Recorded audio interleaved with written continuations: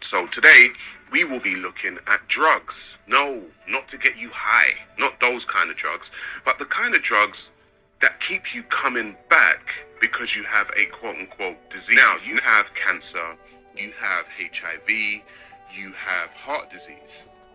However, a lot of people do not understand that the money is not within curing the disease.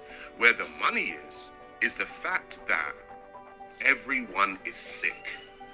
And if you keep everyone sick, then maybe, just maybe, you can make a little bit of money. The global oncology market to do with cancer was valued at 286 billion in 2021 and is expected to reach over 581 billion by 2030, poised to grow at a noteworthy CAGR of 8.2% from 2022 to 2030. The cancer diagnostic segment has accounted 46.8% of the total market share in 2021. Hospital segment is growing at a CAGR of 10.9 from 2022 to 2030. The breast cancer Shane TV here. Welcome. Like, comment, share, subscribe. I'd appreciate it, even if it's a dislike. Doing this video, hopefully it's informative, and I thought it was, so I'm sharing it. Let's go. If you can see the numbers that he's posting, I actually, of course, looked them up myself, and they're accurate. We have to ask ourselves what this story is telling us, what these numbers are telling us. Most of us who are in the know don't really have to question ourselves like that. We already know what's going on. But there's a lot of people who are skeptical, and there's reasons for that I'm not going to go into. The point is, these people are making money off of us being not well. That's why you see such a surge, which I don't openly knock it. When people say you need to get therapy, I just think it becomes Americanized, meaning it's just something that you say. Then any grifter, crackpot, weirdo can go get a freaking degree or some people piece of paper that said that they're, in therapy, that they've taken some sort of courses and classes and etc. to be able to administer what is called therapy to someone. It becomes that. So that's why I don't run around and say therapy, or you need therapy. Like it easily becomes Americanized, So, but the point is, this is what's going on. Even therapy, a form of the medical field, is becoming bigger and bigger and bigger because no one is focusing on getting well, because the point isn't to get well. Even if it wasn't profitable financially for the so-called leaders, Jeffrey Island's people, Epstein Island people, those are the people I'm referring to, because those are the people who actually run your world. These people it's not profitable for us to be well, period. For them to maintain their status and so-called status and leadership over you and dominance over us. The point is, if it begins to become profitable, it's even more of an incentive for them to do it, which is why the spike is coming. That's why you can go to any store and find meds on the damn counter. It was valued at 57.23 billion in 2021. The North American region has reached 46.2% of total market share in 2021. Now, there's money in drugs. We've all been told this. But when it comes to us understanding that there's money in drugs, we thought they were talking about hard drugs, class A, weed, cocaine, heroin, fentanyl, crystal meth. However, in the society in which we live in, drugs apparently make us better is where the money is at. Selected top diabetes drugs by expected sales 2020 to 2024 in billion US dollars. Okay, this isn't no millions, this is billions. Okay, we have 1, 2, 3, 4, 5, 6, 7, 8 companies. Diabetes, something that can be dealt with through diet. Again, diet. If you really want to know what the whole stink about all of this is a long time ago, doctors began to realize that they were not making as much money as they could when people were sick. Meaning, during times where there were plagues, etc., doctors were making money hand over fist because they were helping people. But doctors, like the people that they helped, are also people. So they began to realize, hey, I'm making money. I'm growing in status, with people who are thankful that I helped them, and they're also paying me. So I'm getting status and I'm getting actual financial gain and power through that way as well, through wealth, through what I do.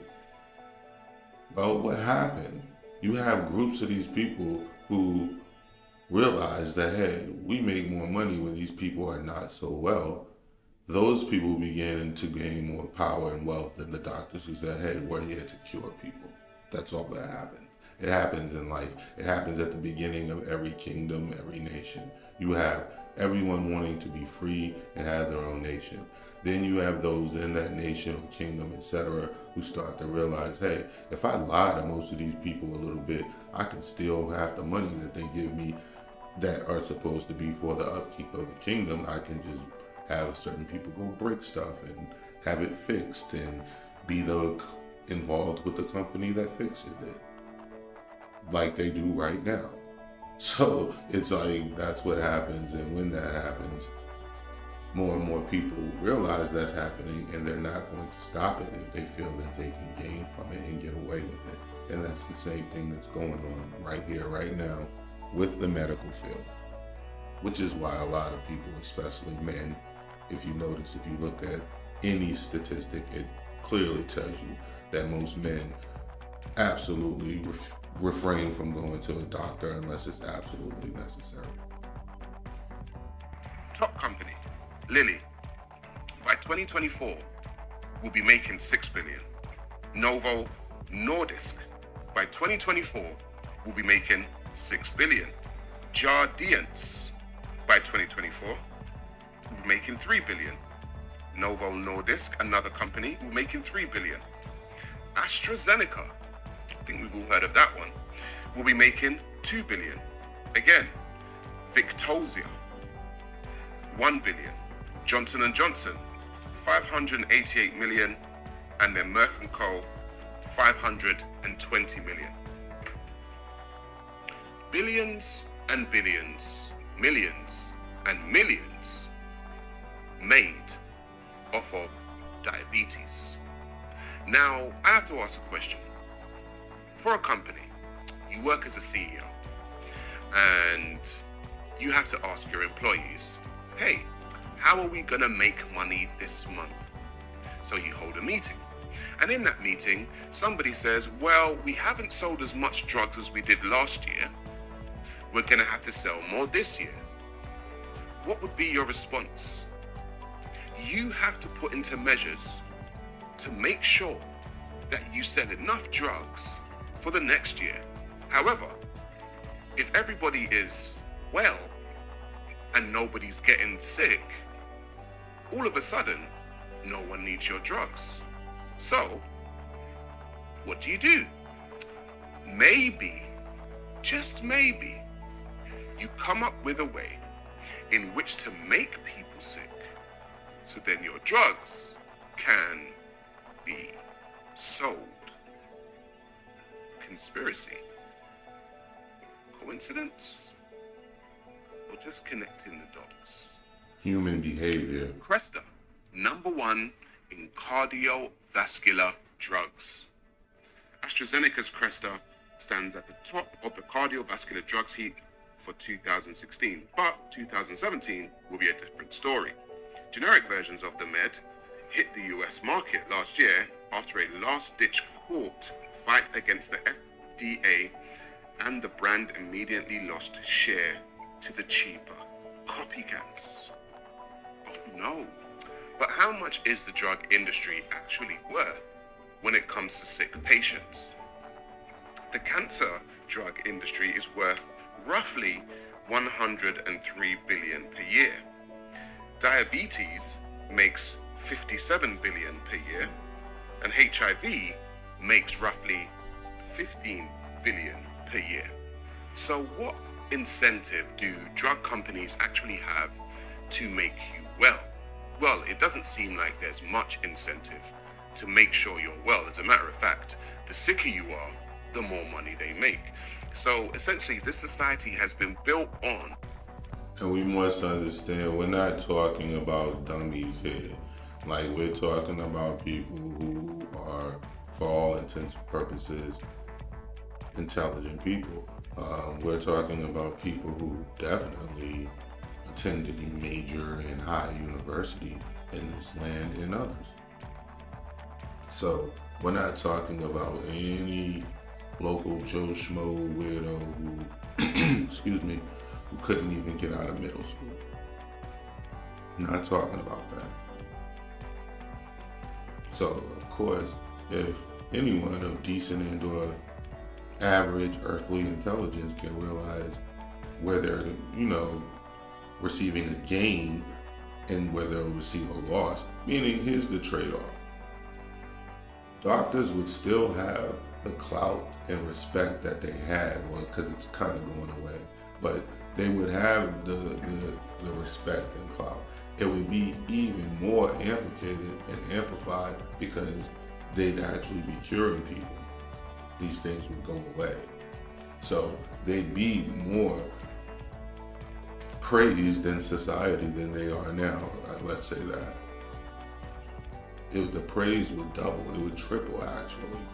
But the trade-off would be less financial power.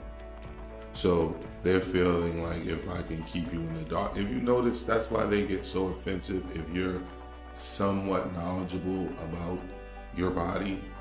It's the same thing with lawyers. Lawyers get very mad and offensive if you're not a complete idiot to the law. They want you to be a moron, and you can't know the law. I went to college. Well, I shouldn't be judged by a law that I didn't have to go to college to know. Like that, I can actually claim ignorance to the law, but I'm not going to play that game right now.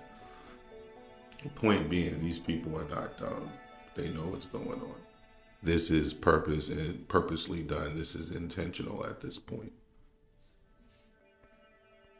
The fact that it tries to make its citizens as sick as possible so they can make as much money as possible. Now, to me, that's a very backwards way of living. And so for society to be successful and for its citizens to be healthy is actually against capitalism That's and crazy. Against making money. It is capitalism explained. Now, I'm not saying all capitalism is bad, but what I am saying is that there are parts of capitalism that when it comes to making money, the people are the ones that foot the bill. So, let's sell you the most fatty, unhealthy foods consistently and continuously on your TV screens, on your social media screens, to make sure we are selling you the things that are gonna make you sick. And then here come the drug companies to give you all of these medicines to make you well again. It is a cycle that human beings within the Western world continually keep entering. And it's up to you, us, the people, to opt out of actually engaging within this type of psychosis. I would call it a psychosis, because at this point, you're going to have those who begin to, well, what do you do? What's your plan? Etc. The plan is to tell you. That's the plan. For all those who, well, what's next, and what's next is to tell someone else. That's what's next. That's what the plan is. For any of those who have any issues about anything I say, and a lot of other people say about things that are going on, when they tell you and inform you, well, what are we supposed to do? Tell someone else. Because most people don't know this shit. Most people don't even think about these things. Most people have gone on the last 6-7 years of their lives without thinking one moment about anything that was just said on this video from me or him.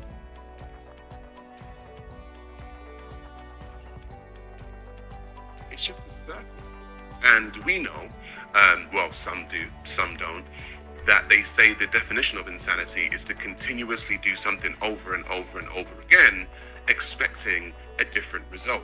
So if we live in a society that has these drug companies and makes all of these billions and pushes all of these unhealthy ways to be, the only way to get out of that cycle and to not put money in the hands of those drug companies is for you, me, all of us, to be well.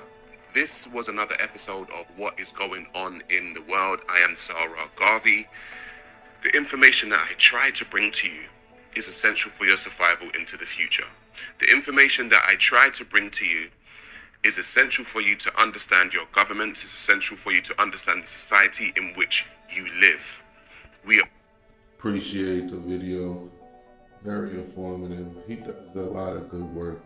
He catches a lot of flack because of the Pearl stuff, and a lot of people who aren't in the know. That's why I always caution people to running your mouths about things that you really know you don't know about. Like, you don't know how long he was really dealing with it. You don't know when it actually stopped, the reasons. All you hear is the bullshit she says. And people who basically sympathize with her because they feel they're going to get a bag from her. So it's like, I don't really, the way they split and the way she's behaving, it has to be the way he said, because she's angry about it. There's no reason for her to be angry if it was the way she said, because you would have been in control of the situation not being what it was any longer, which she wasn't. So, but anyway, point being, I'm the type of person who I take people for the things they say, and I take people, especially brothers, for if I agree with you more than I disagree with you, then I agree with you. So, Sarah Garvey was the video. The link should be in the video. I'll more than likely put it in, and you can check it out on this page if you want, without my commentary added to it. Shame TV. Shame. Shame. Shame.